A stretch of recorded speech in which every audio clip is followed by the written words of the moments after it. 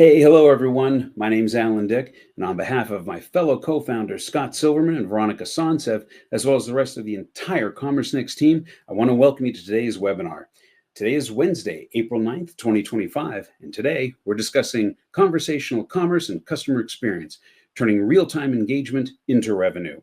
Before we go any further, I want to welcome and thank today's speakers. We've got Justin Hanley. He's the Director of Data Science at Boot Barn. Now, Tasha Trout, Director of Merchandising e-commerce at Billabong and Quicksilver, Chris Barada, the VP of Marketing at Sideshow, and Mike De La Cruz, the President of iAdvise. Thank you all for being here today. Speaking of iAdvise, I'd like to thank them for sponsoring today's broadcast. As you know, we couldn't bring these webinars to you without the support of our sponsor partners. Let me also give a big shout out to iAdvise's Sojay Shim for all the help promoting and putting this webinar together. I really appreciate it, Sojay. Did a great job.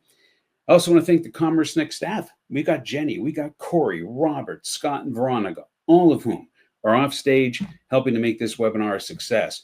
But as always, thanks most of all to you, our audience, for taking the time to be with us today. We know you're busy and certainly appreciate you being here.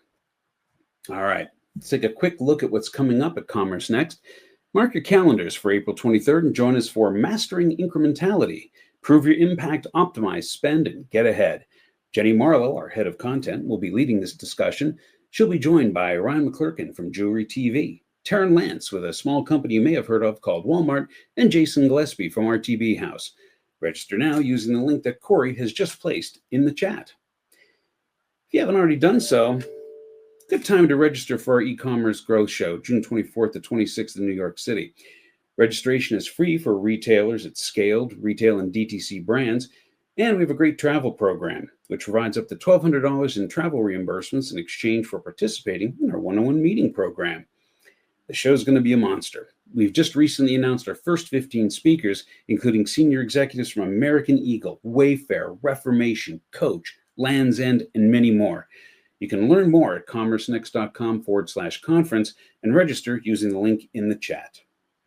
Our YouTube channel, it just keeps growing and growing. We have over 500 videos covering everything digital commerce. Topics include acquisition, retention, leadership, research, trends, retail technology, and so much more. If you're looking for inspiration or information on a given topic, chances are we've discussed it. Find out more by checking out the chat link. Of course, as we always do, we record this webinar and we'll email you when we publish it later on this evening. Now let's take a quick moment to remind everyone where to find the tools you'll need to get the most out of this webinar. 4 tabs you need to pay attention to in the upper right of your screen. It's chat, Q&A, polls, and handouts. Now, I'd like you to use the chat tab when you want to communicate with other attendees or maybe offer a shout out to speakers. The polls tab is where you can participate in the audience polls and review the final results after we close the polling. And the handouts tab is where we have today's presentation available for you to download. The most powerful tool at your disposal, however, is the Q&A tab. This is your steering wheel, allowing you to drive the conversation by getting your questions directly to our speakers. Don't be shy. Got a question or you think we need to talk about something specifically, ask us. We're here to help. Even if you don't have a specific question, you can upvote other audience questions. Now, this is going to help us prioritize which questions to present to the panel by letting us know what's the most important to our audience. And by the way, if you're watching this on LinkedIn, we'll see your question if you post it as a comment. Now, little treat. To encourage our audience to ask questions, panelist Chris Barada from Sideshow is offering a life-size figure of the child, better known as Baby Yoda from The Mandalorian, to one lucky audience member who gets their question presented to the panel. Standing 16.5 inches tall and retailing for $380, this incredibly lifelike figure is meticulously crafted to capture every detail that Star Wars fans adore, including the fuzz on his wrinkled head and his irresistible pout. Best of all, it will be just in time for your, wait for it, May the 4th be with you celebrations. That's for you, Scott Silverman. The winner will be drawn at random from all audience questions that are chosen for the panel. Free shipping is included in the US only. Overseas may be additional. And on behalf of Commerce Next, let me just say, generous Chris is, grateful we are. I couldn't resist. You're all here voluntarily. This is just where we're at now. Sorry. And lastly, if you're watching this on the replay, please note that the handouts are available by clicking on the highlighted document icon in the video player, and the audience poll question results are available via the polls tab. All right, Rob, let's bring up Mike De La Cruz to the Commerce Next virtual stage. Michael, how are you doing today? Great. I want that baby Yoda, but I didn't realize how much I needed one until Chris showed it. And I'm like, curious am I? Sorry. I'm going to try not to do this. All right, Mike, the stage is yours. Well, I'm glad we can get you off stage here, Alan. Welcome, everybody. I'm Mike De La Cruz. I'm president of iAdvise. You might be here because you're curious, maybe a little bit skeptical about how AI can really help move the needle for you in e-commerce. And what I want to do, because we work with hundreds of D2C companies and Fortune 500 companies in e-commerce, and we've seen a lot in terms of what makes a difference between good and really, really great in these early stages here. And I want to share with you a very provocative idea that one of the things that makes a difference is how well we are all able to get beyond chat, beyond the chat box, and really kind of think outside of the chat box. See, Alan has me thinking now in a funny way here with some humor. So getting outside of the chat box. And that's why we talk about the need to fire the chatbot. And that's a provocative idea I'd like to spend a few minutes on today to get it started. So if you think about chatbots and chat, you know, have you ever walked into a department store or a physical store and said, hey, I'm here to chat, I'm here to talk with somebody? Not really, you're there to shop. Maybe it's part of the experience to talk with a store associate. And that's really how we want to be thinking about this. If you look at the chatbot, the quintessential chat experience, what we found is less than 1% of your shoppers will click on this. If for some reason it's very enticing, you might get close to 1%, but fewer than 1% of the shoppers click here. It's typically seen as reactive, waiting, somebody popping in going, how may I help you? How may I help you? And it's something outside of the enjoyable shopping experience. And that's why we really believe that there's an opportunity here, not to trap AI and all of this possibilities for you to move the needle for your business, not to trap it into this 1% area, into an old chatbot, if you will, and think more about how to recode this shopping experience with AI. And what I want to do is just share a few examples from the front lines. We have a huge distribution of success with our customers, good to great. I mean, and what does great look like when you get outside of the chat box? So I want to share kind of 3 simple ideas here just to get us moving. So the first is, we'll hear from Chris and Sideshow in a minute. Very cool, very fun e-commerce business. So you're going to hear more about that. But I just want to use something that we're A/B testing with Chris. We're always A/B testing with him and Sideshow. Where how can we engage shoppers, online shoppers, in a very, very different way? And it has to be proactive. It can't be intrusive. It's got to be very helpful. And it has to be a little bit fun. And so, when you're shopping for collectibles on Chris's site, Sideshow, you'll see that there's, you might notice something that we're A/B testing, an AI assistant that's helping you maybe find your next grail, find a unique gift, looking for some recommendations. And kind of that's a start. What we find is there's a lot more engagement here with shoppers and a lot better benefits in terms of making the experience fun and premium. Okay.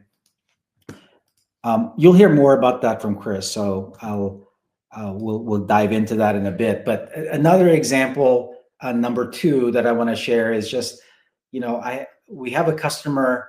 They do they sell low-cost glasses. I've got several pairs of these. My family's all over these now. When you're there on the site of Pane Glasses, and you might have clicked on prescription sunglasses or sunglasses, and what you'll find is an AI virtual optician that's really engaging with you on, hey, can you search for frames? Can you help me find frames? for my face shape?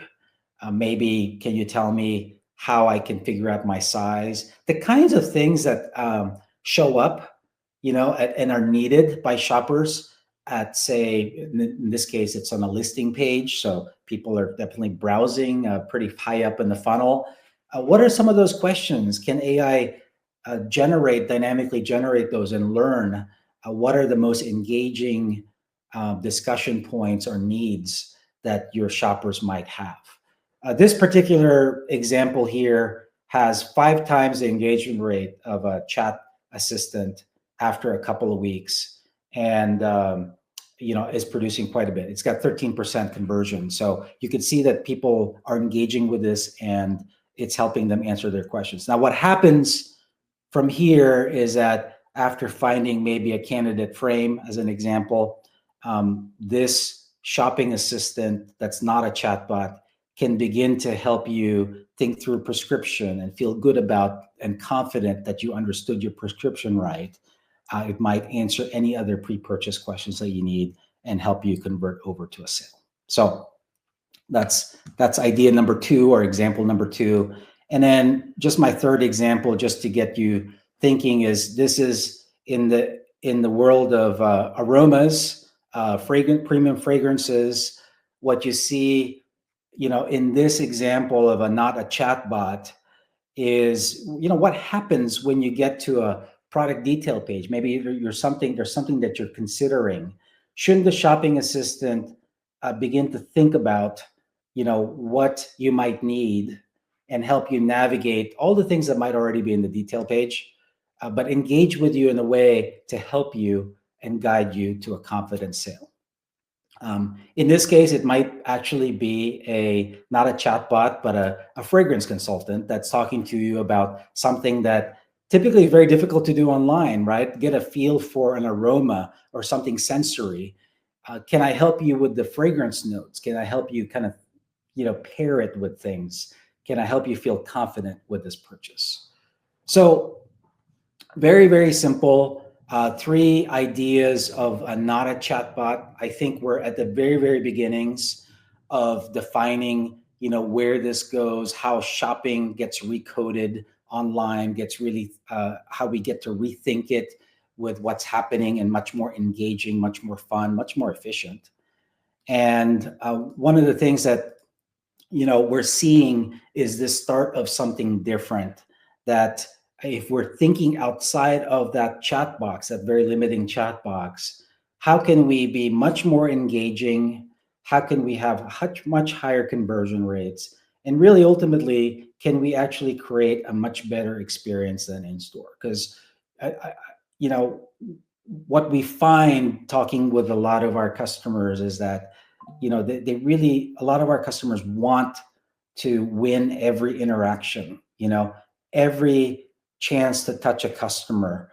With 2 to 3% conversion rates, there's a lot of opportunity here to offer a better experience than in store and really move the needle on your e-commerce business. So having said that, really the call to action is fire the chatbot. Let's have a little bit of fun with this. We'll hear some of these concepts on the panel to really rethink that shopping experience. That's all I have, Alan. Let's get going. All right, let's do this thing. Mike, thank you very much. We got our first question coming in from the audience. I want to save it for everybody else because it's actually one of the topics I want to talk about. So yeah, keep those questions coming. That's definitely going to come up. Mike, I'm going to put you backstage, and then let us move on to audience polls. Let's get your take on a couple of things. All right. So question number 1 here for you, for the audience to answer. Which stage of the customer journey do you think conversational commerce has the most potential to impact? Is it going to be A, product discovery and search? How about consideration and product education? Maybe it's purchase decision and conversion. Perhaps it's post-purchase support and loyalty. Maybe it's something else, and you can let us know in the chat. It looks like conversational commerce, according to you, 36% of you, consideration and product education, followed right behind with purchase decision and conversion. Post-purchase support and loyalty, kind of unsurprisingly, came in around 8%, and product discovery and search is around 26%. I'm going to close that poll. and move on to question 2. And let's open that poll. What concerns, if any, are holding your brand back from deeper investment in conversational commerce? And you can select up to 2 of these. Is it uncertainty around return on investment? Maybe it's concerns about brand voice or tone consistency. How about the integration or tech complexity of the whole thing? Maybe there's just a lack of internal expertise. Or, hey, yeah, we don't have any concerns about this. We're all over it. Let's see what we got going on here. Ooh, kind of vibrant on that one. Uncertainty around ROI. Yeah, that's kind of what I expected there. Followed right behind concerns about brand voice or tone consistency. And in third place is integration or tech complexity. All right, well done. Let's close that poll. Our final question concerns our April 23rd webinar that I think Jenny has done a great job of giving a title to, Mastering Incrementality, Prove Your Impact, Optimize Spending, Get Ahead. I like that, decisive. Now, Jenny wants to know, she's going to be leading this discussion, and she wants to know the following. Which challenge do you face most when proving marketing incrementality? Is it defining clear test methodologies? Maybe it's measuring true incremental lift. Another one, a good one here, is evaluating vendor or partner claims. Or is it D, optimizing spend post-analysis? Oh yeah, yupper, there's a clear winner on this one. 92% of you are saying measuring true incremental lift. By golly, Jenny, I think you got your answer on that one. There is just nothing even coming close, with the exception, I should say, hold on, oh, wait a second, major shift. Defining clear test methodologies has scooted up to 18%, but absolutely measuring true incremental lift is the question of the hour. So, all right, let's close that poll and let us welcome our panel. Mike, long time no see.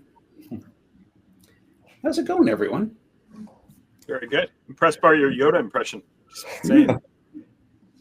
Happy I am with your critique. Don't encourage. The audience is encouraging. Do not do that. Do not do that. Rob is going to be in post-production. Like, Alan, can you re-record some of this stuff? All right. So how about we get to know everybody? We got 4 questions coming in. Good for you. Good for you, audience. Keep them coming. I can't wait to start digging into this.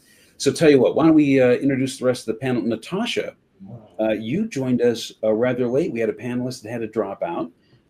And I really appreciate you coming in at the last minute here. It's been a great addition. Natasha, why don't you introduce yourself? Yeah, thanks for having me, Alan and team. My name's Natasha Trout. I am the director of merchandising for e-commerce, particularly with the brands Billabong and Quicksilver. I've always been in action sports. I'm from Southern California, so very niche business element. So obviously we're very large in the surf, as well as snowboarding and skateboarding. And yeah, just excited to be here. Justin from Boot Barn, why don't you introduce yourself? Tell us a little bit about the company. Absolutely. Hi, all. Yeah, thanks for having me. It's a pleasure to be a part of this great thought leadership group. And I'm Justin Henley. I lead our data science customer intelligence team here at Boot Barn. And for those that might not be familiar, Boot Barn's it's a multi-billion-dollar national Western and workwear retailer. We have about 450 stores coast to coast and a fast-growing e-commerce presence. Been with the company about 7 years, had an amazing opportunity to work alongside some really forward-thinking leadership that's embraced generative AI since its breakout in 22. And we're looking ways that we can kind of really better serve our customers, help improve some of the tools that our internal team is using, and just really happy to be a part of this great group to share our experiences. Now, Boot Barn has always been a good supporter of Commerce Next and a real contributor to the community, so I definitely appreciate you being here as well. Chris, you are relatively new to our group, but I think you might be the man of the hour with the Baby Yoda action going on. Oh, you're welcome. Yeah. Well, thanks for having me, and thanks for having us participate. I'm Chris Parada. I'm the VP of Marketing and Digital Experience at Sideshow. I've been with Sideshow for about 25 years. And before that, my claim to fame was founding the internet's first Lord of the Rings fan website, thewondering.net. So I've been a geek my whole life. I might not look like it right now, but full-on geek, trust me. That explains 22 years at Sideshow. Right. Exactly. Sideshow makes high-end limited edition collectibles. Not the stuff you might find at your mass retailers, but individualized, hand-painted items that are highly specialized for a very special category of customer. I'm excited to talk about it, and I just want to get this out of the way because I'm a pretty straight shooter. I'm here on behalf of iAdvise because we're a client of theirs. We love them. We use them as one of our great examples of a partner and an agency that just works for us and works with us, and we see that real value. So that's the only reason I'm here. These guys, I'm willing to take time out of my day and support them and get some of the great news out there about conversational commerce. Yeah, but tell us what you really think. Yeah, no, I know it's tough. No, it's been great. I know that we like to always have one of the clients on board. Just gives another perspective on the whole situation. So thanks for joining us, and again, thanks for that gracious gift. Very nice of you to do that. All right, let's jump into this thing. I want to begin by thinking about this from the product discovery and AI standpoint. I'm going to toss this out, and Justin, I'm probably going to hit you up first on this one. Can you share an example of where a real-time conversation, either AI or human-led, helped guide a customer to the right product faster than a static experience? I think you were talking about customers being shy and timid. Yeah, absolutely. So we're looking to roll out in the next few months or so a shopping assistant, an in-store shopping assistant. I suppose it's online as well. And it's really designed to support both the customers and our store associates. It provides real-time access to inventory availability, detailed product information, and personalized product recommendations. And it's powered by a custom language model alongside machine learning, kind of blends in the generative AI. And what we found and what we're seeing is that there's kind of two areas of focus for us. One, on the customer side, a lot of our product is a little bit more technical. Boot sizes are a little bit more complex than you might think. And there's a lot of technical features, and particularly in our work boots. So one of the opportunities is to blend kind of this generative AI tool alongside our product feature intelligence, I suppose, and allow the customer to ask questions on maybe what they're looking for. Maybe a specific example would be, a work customer comes in, needs a pair of boots for a construction site, and doesn't know necessarily where to go or what to ask. They can open up this tool called Cassidy via a web app and just kind of walk through the store with this partner alongside them. Not necessarily to replace our in-store customer, but to maybe they're too timid or maybe they don't know what questions to ask. They can kind of lean on this initially to get them started and start to move throughout the store. It has also the location of products, so it can guide them specifically to the back of the store if they are looking for a work product, for example. But it's been an interesting tool in kind of that augmentation of information in the customer journey. Before I move on to Natasha, I kind of want to dig into this just a second, Justin. If I could ask you, what's the most interesting thing you've seen out of this implementation? Is there anything that kind of struck you, oh, that was odd, or wow, that was unexpected, or that really worked as planned? Is there anything that's sticking out? I'll ask it this way. When we were talking on the discussion call, it was like some people are shy, but I think it could be more than that, right? Sometimes people are just kind of embarrassed to ask a certain question. And I think you said that you were seeing some sort of like overcoming of that. Is that a fair statement to make? Yeah, absolutely. I think this is kind of a gateway, Natasha. I'll let you kind of speak a little bit more if you'd like. Yeah, I'm gonna flow right into Natasha's comments here. Go ahead, Natasha. Oh, okay. Yeah. So to riff off of Justin, I think the technical aspect, right? Specialty products like wetsuits or things that people might buy for snowboarding. Not only are they higher in retail and AOV, but there's a lot of technical aspects that customers might have questions on, especially if you're a first-time buyer. So I think having any kind of, additive communication that almost feels like you're experiencing that sales associate with in-store can help not only the conversion, but just the confidence to buy. And again, really understand like what they're getting themselves into. Specifically within wetsuits, there's multiple variations, not only with the thickness, but the type of suit that you could purchase. And the size scale is quite different, from normal apparel. So that's really where we want to be able to, again, give that customer that confidence and the reason to buy and convert faster.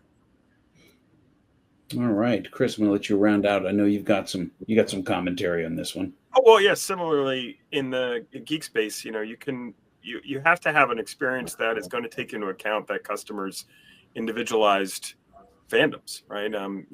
Sometimes you have someone who's a real big fan of DC Comics, but not a fan of Marvel. So you better not be, suggesting or offering up Marvel items to that person. And so, some of our experiences with our chat bot and our experience is ultimately, hey, this person comes in and asks, hey, I need a Batman figure. Well, okay, well, we have like 200 different Batman figures, from Michael Keaton to Val Kilmer. How can we dig through that? And every day we have that available both in our generative AI, but also through an ambassador program we have, which I think we'll get into later. But you can monitor these chats and you just see the fan conversations that you might have at a Comic-Con happening directly on site. And it's pretty amazing to watch it happen without a lot of resource from us as a physical resource. Yeah, we'll get into that a little more later. And so typically, before I move on, Mike, did you want to cut in on this? You're good? We're good. All right. Keep going. All right. So you're leaning in. I was like, all right, Mike wants to get in on this one. I normally wouldn't go to an audience question right now, but it's directly pointed at Justin. This is from David Weissman. He's asking, what problem are you trying to solve with the in-store AI advisor? What specific problem? Did you... Yeah, I think fundamentally it would be customer acquisition, conversion, and UPT growth. So if we can increase our AOV by providing either the customer with some recommendations that they might not necessarily know of, and also our store team having access to real-time inventory within the store, they can walk alongside and perhaps give complete the outfit type of support there. So I think fundamentally it's those types of things and just empowering both the customer and our store partner. Moving on to our second question, and I'm going to stick with you, Justin. In your view, where do traditional search and filtering still outperform conversational AI, if anywhere? I know you had some thoughts about that. Yeah. So we're actually we're on Salesforce, and anybody that might have experience might be challenged with some of the search features that are built into Salesforce. We've had quite a bit, and the team is great. They've been able to manually work through a lot of the oddities that are coming up when you're looking for, let's say, a brown work shirt, and we'll have some sort of reasonable presentation of that. So what we've actually looked and are looking to implement is a language model that can handle the traditional search. Let's say you just need an Ariat boot or a work boot or a t-shirt, but also moving a little bit more into that conversational search, which I don't necessarily know that we're there yet, where a lot of people are talking to a search box like they are talking to maybe a customer service agent, or how we just talk with ChatGPT today. But we are looking at that, and it does solve for both the traditional keyword matching alongside this more progressive so search kind of mode. So I think, to answer your question simply, I think it can replace both, and I think it's gonna ultimately be more performant than both. And traditional keyword matching is gonna fly out the window. Go by the wayside. Natasha, you have different demographics over there at Billabong and Quicksilver. Discuss, please. Yes, while both in a similar space, I believe it's really going to come down to the kind of customer you have shopping on your site. So again, while we have two sites that sit in the same space, the brands and the consumers that we're seeing shop those sites are very different. One brand is very mobile dominant, which is, similar to what we see in the fashion space. We anticipate that customer is likely younger, so they're always, inept to engage within guides, within filtering, versus the other site is primarily desktop driven. So, one could say that with that demographic, they might not feel as confident using something with AI or conversational chat. So I think it really kind of comes down to knowing who's coming to your site and when they're shopping and what they're going to utilize. But obviously, A/B testing is key, because the customer is always going to be able to tell you if they like it or not. Chris, and you said this happens every day on your site, if I recall our conversation correctly. You want to go into some detail on that? I thought I'd love to hear your thoughts on what percentages of customer answer or of this conversational commerce is done AI and done by hand. I thought that was a really interesting answer you gave. Well, there's a couple things. I'm an avid AI user. I use it, I've used it during the seminar. No, I'm kidding. But ultimately, there are people that are expert users that expect a certain process, a certain user experience. So they expect to ask that poorly formed question and get the results that you would expect to get. The reality is not many people are there yet. I think it's like 5% of the consumers out there are used to AI and used to interacting with them. You still have the other 95%, which I actually, in thinking about this a little bit more, I would split those into two categories, because we're now in a generation, or maybe two, in which e-commerce has always existed. I'm old enough to remember when it didn't, and the requirements of each of those audiences are very different. So those of us who might be over 45 love the filtering, love the price bars to move around and pick at and filter down your items, whereas the younger consumer is definitely more into the typing what I want. You better show it to me.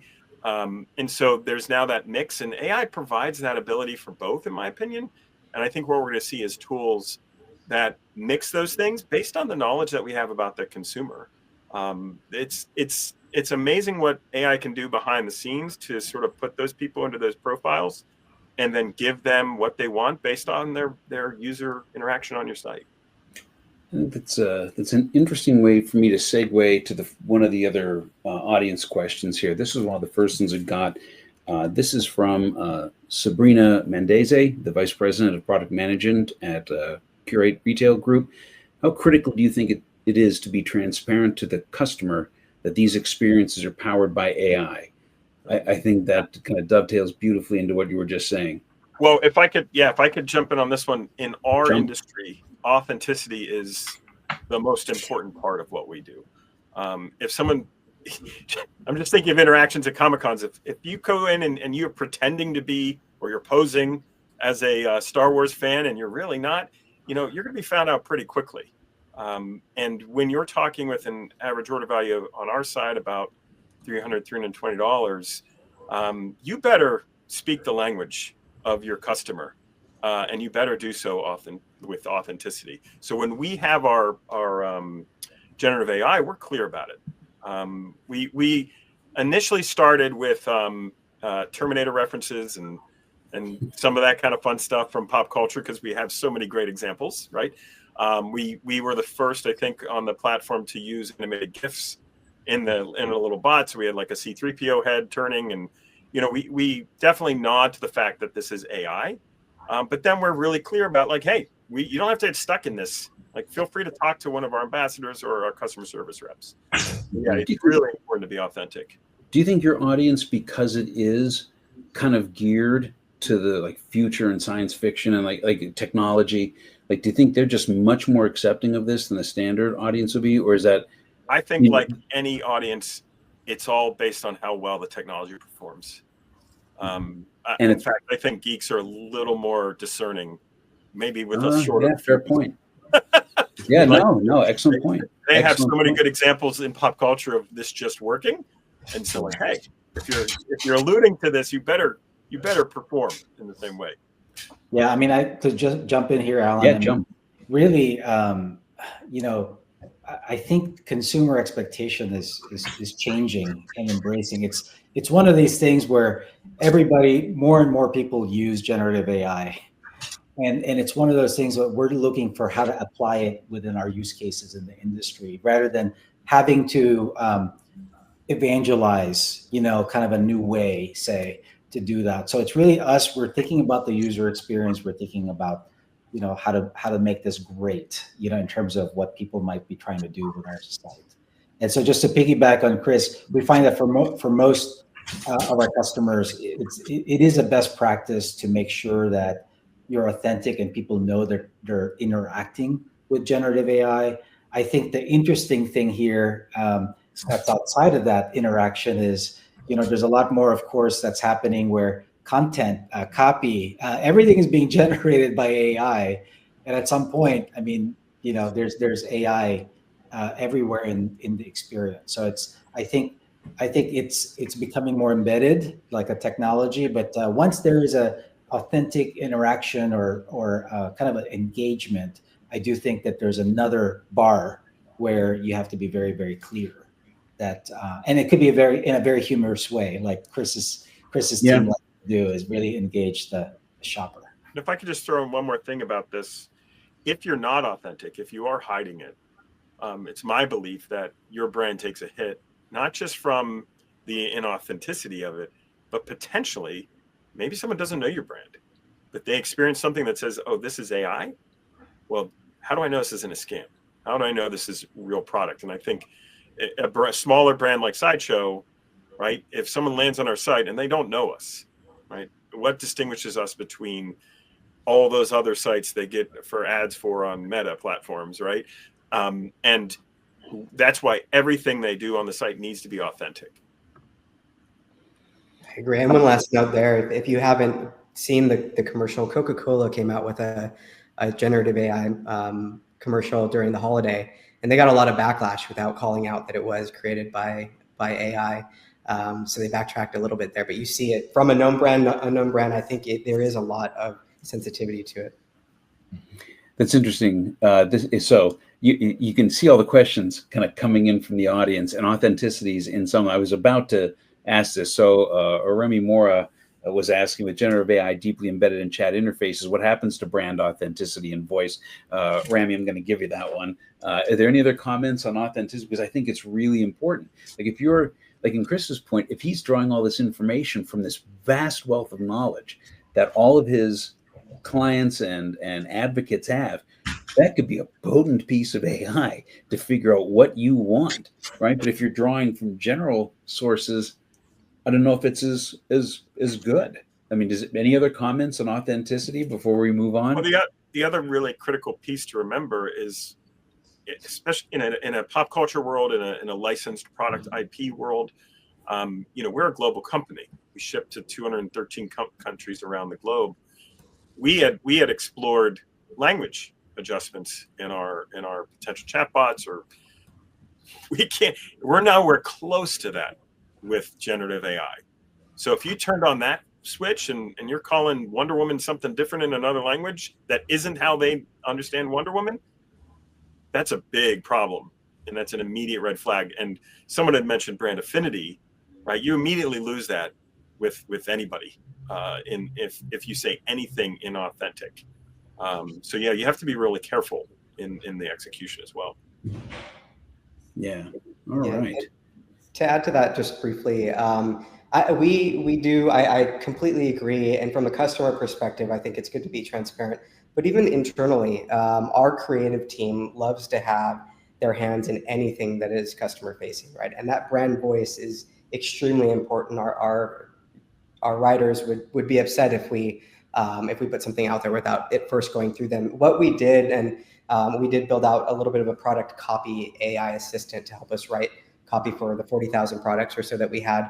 And what we ended up doing is building a prompt that mirrored closely how they typically communicate. So we got a corpus of everything that they've done over the last year, let's say, and then we got our guidelines, and not trained, but we guided the AI to respond in that similar manner. And it was close. The copywriters were actually, they quote called it an A-. So I'll take that as a start. I think it's getting better, and I think there's going to be a point where you're not going to be able to discern it if you can train it in the right way. But I think it's both external and internal kind of a challenge today. All right. We're getting just great audience questions here. Corey's fingers must be burning as she's trying to cut and paste all these into the StreamYard chat. But there's a couple in here I absolutely want to get to. And I love it. I love it, audience. Thank you so much for that. This is from, and please forgive me if I mispronounce your name, Silk Flores, the AVP of Product Management and Order Management Platforms over at Bath & Body Works. She asks, I see some major consideration differences between a typical chatbot for support and conversational commerce for shopping. Aside from the catchphrase, do you see there is a benefit in having both due to the difference in intent? Yeah, I mean, let me jump in here. Like, Jump away.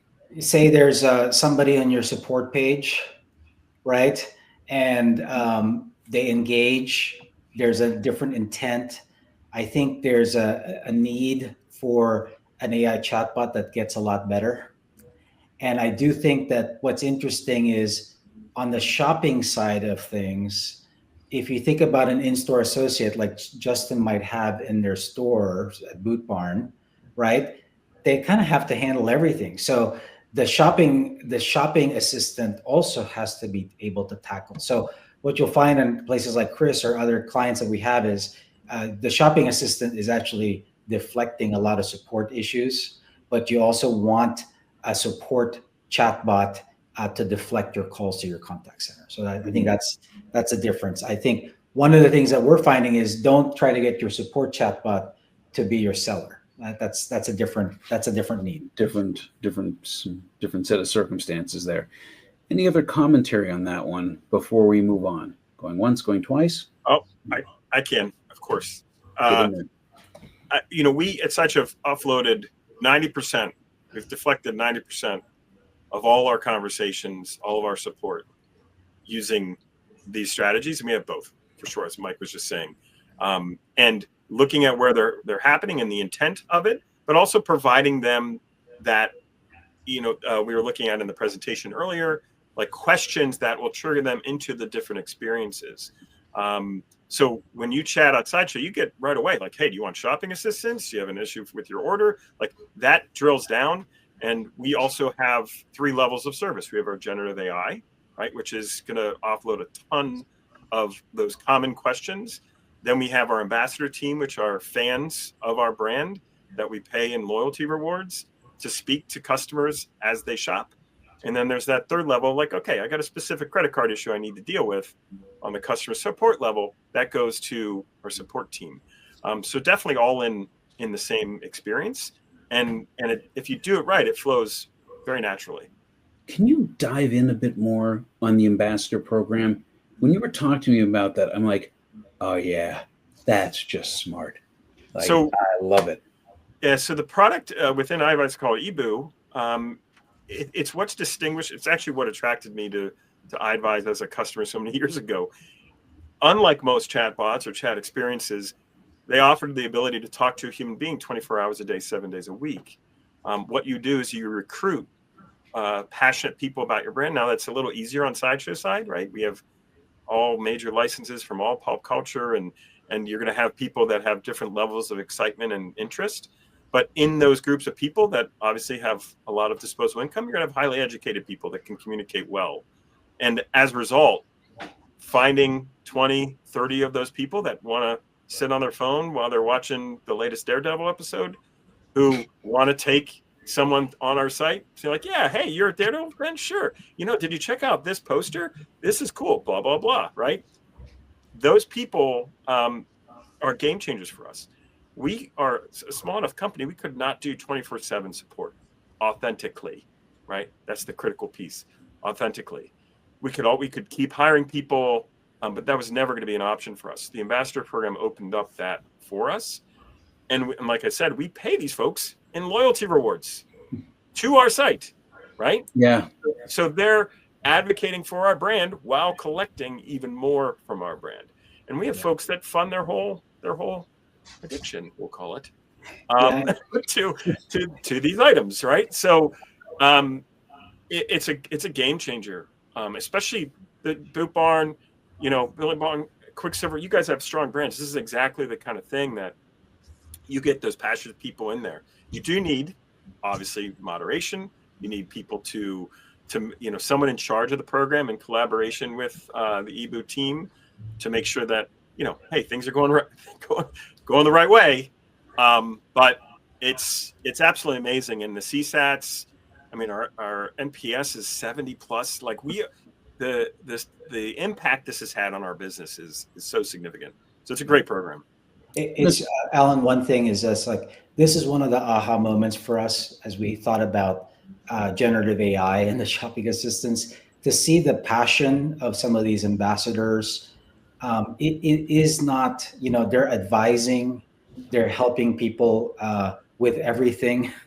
They bring a passion and authenticity to the brand. This was one of the bars that we set in terms of, gosh, we really see that as an inspiration. We want our generative AI experiences to be like that because Chris has this fan base, right? And we need to kind of create that. We wanted to find a way to replicate the passion there and be able to have it scale across all of the e-commerce experiences. So that's why it's really been a great aha moment for us to say, a shopping assistant and shopping assistants, from ambassadors or AI really have to feel different than support. Justin and Natasha, I mean, I think Chris has a very loyal, very excited, deep, like he has almost the perfect demographic for this. But I still got to think, you got to have folks that are just passionate about Western wear and boots, and people are just passionate about, their surf wear, the gear that they need. Like, how are you currently doing this? How are you currently getting those folks into the conversation? And I know we didn't prep on this question, so I'll take blank stares of indifference. But Justin or Natasha, just jump in on this. Got anything for me?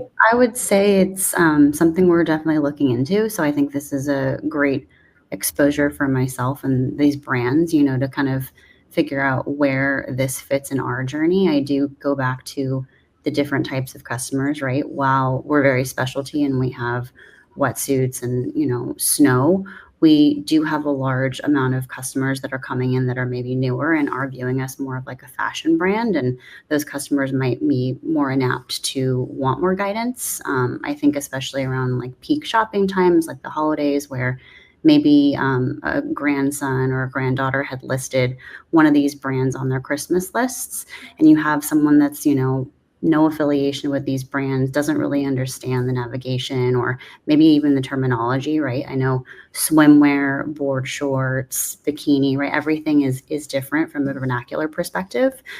So I do think that's something that we're looking into to figure out, where it fits in. I don't necessarily think it should be all the time throughout the entire experience for our customers, but I do think there's a time and a place dependent on the journey and probably the experience that they're having on site. Justin, you want to jump in on this, or? I agree, and I actually we're looking to revamp our current loyalty program. Very basic right now, and it was by design with simplicity. So, actually, in talking with you, Chris, or hearing about you, I'm actually going to look into eBoo and see how we can implement some of these things with our existing base. And I think similar to what Natasha was saying, we have those brand loyal customers that are going to come regardless of the program, but it's those people that are on the fence, or they get little small bursts of our brand, right, where we want to capture them and keep them involved. And I think word of mouth is a huge opportunity, and thinking from a social perspective and from an ambassador perspective, that's something that could be real. Yeah, I didn't necessarily mean to give that easy of a question to Chris, but I think Justin and Natasha, you may know a guy who can help you out here. Yeah. I really was just kind of interested in just how effective it was, but it was when Chris was giving those stats, like, really, like, you're really posting those numbers with this. I'm like, it just solves so many problems. I just dig it. I won't go on about it. I'll throw one more nugget at you. Oh, go right ahead. Everybody in the audience. So if you implement a program of that, you need someone managing it on your side, but creative management, just like anything. Hey, incentivize, right? All your ambassadors have a giveaway every month. So you're doing a giveaway, just like the child that Grogu, that we're doing for this seminar. Do these incentives. Black Friday, right? You're on full-time staff, can't work, right? Your ambassadors want to work. They and give them incentives, double rewards for working over Black Friday.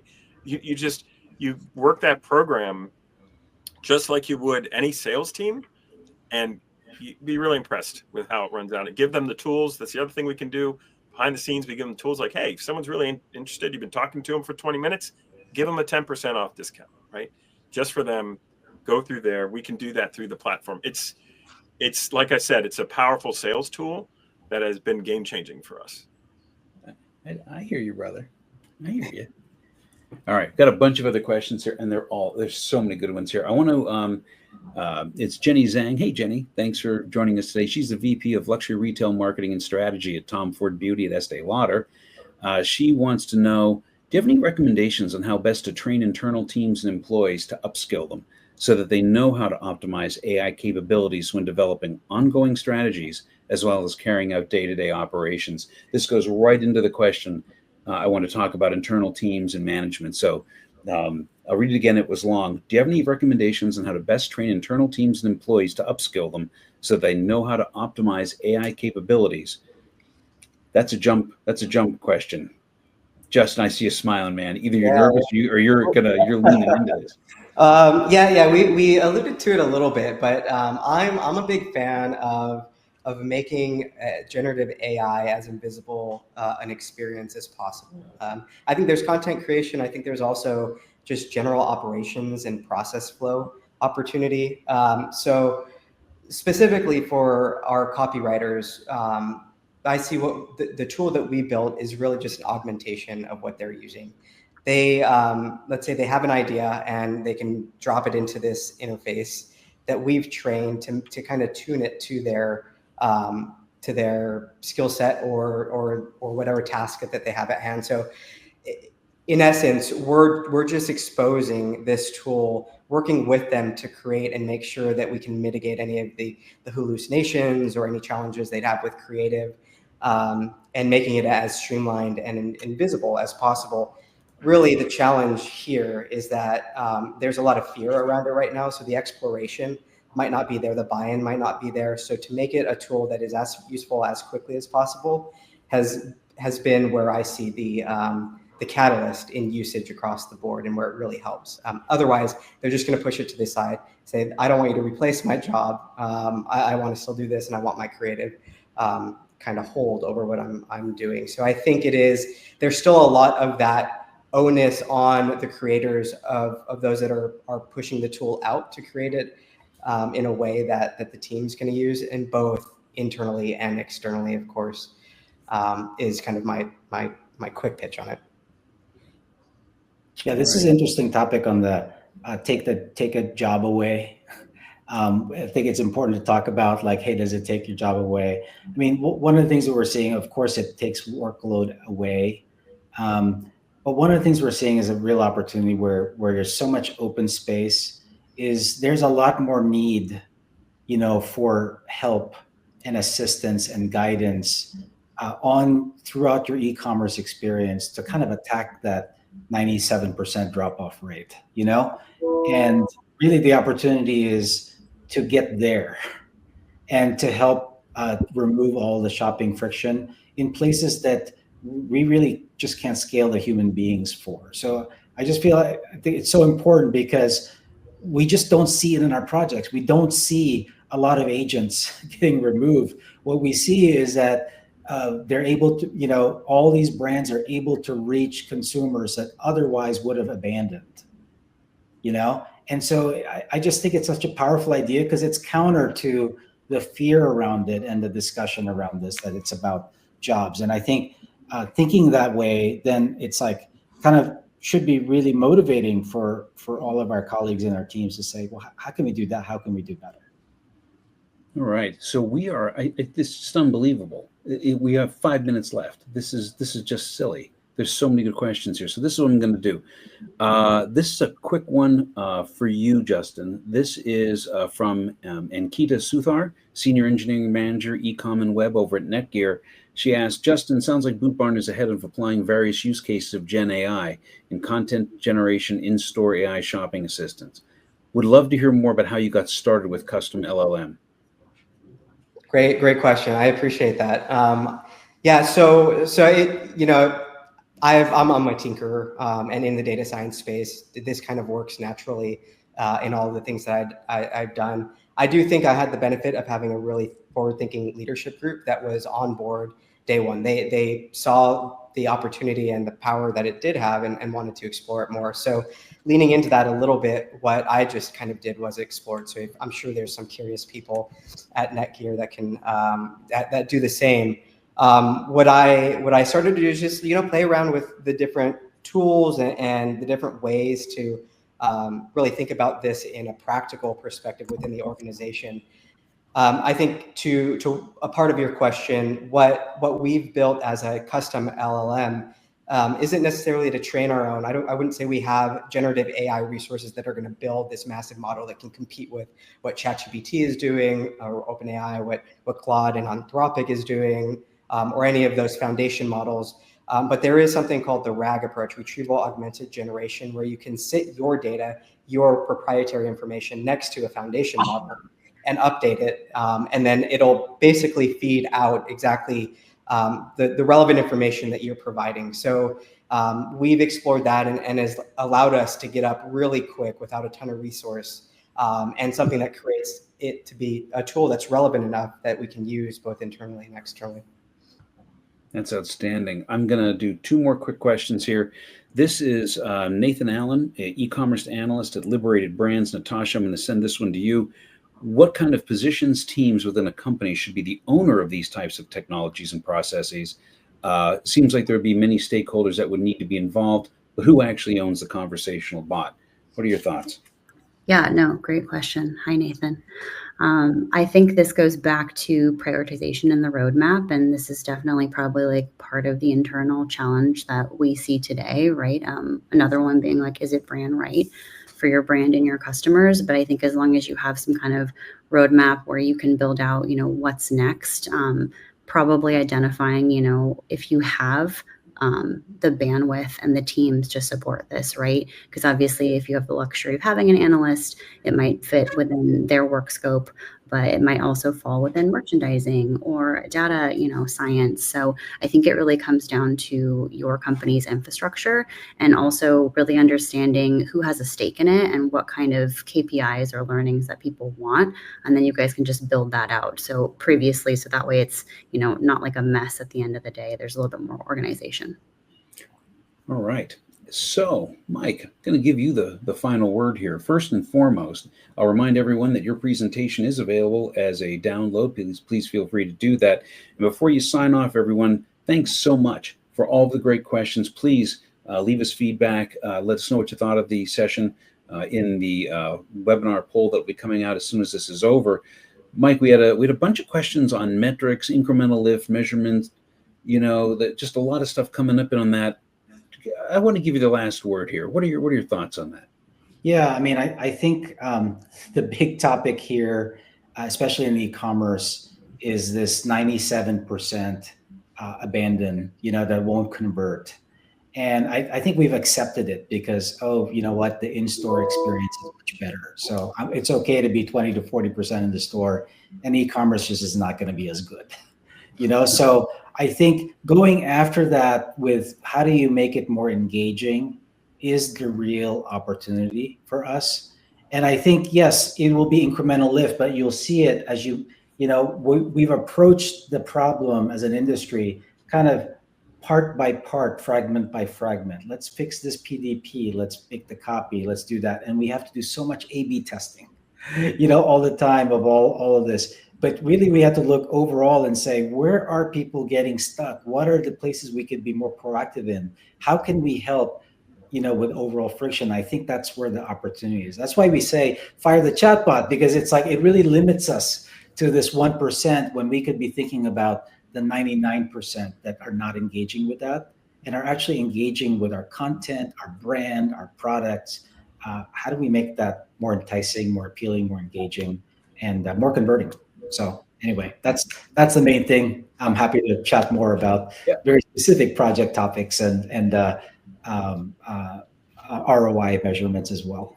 I wish we could have gotten to all of the questions. The audience, you have been fabulous. Thank you all for that. It's just a joy. Honestly, it is just a joy when everyone's like, I gotta ask a question. I love it. Chris, many thanks to you, my friend. You knew I was going to do that. No, I really appreciate it. Look at that. Its head swivels too. I like that it has the shifter knob. I'm just going to toss it out. But Chris, thank you very much for being so generous with both your time and with offering a gift to our audience. Natasha, thank you so much for joining, bringing up all your knowledge and coming in at the last minute to give us your perspective. I really appreciate it. Justin, Boot Barn, love you. Big heart shape for you guys. Just thank you for being here and being a great supporter of Commerce Next. Mike, hey, thank you for your presentation. Thank you for sponsoring this. And with that, everyone, we are calling it a day. Thank you very much for being with us today. Don't forget to leave some feedback, and we look forward to seeing you next time. Have a great week, everyone. Take care. Awesome.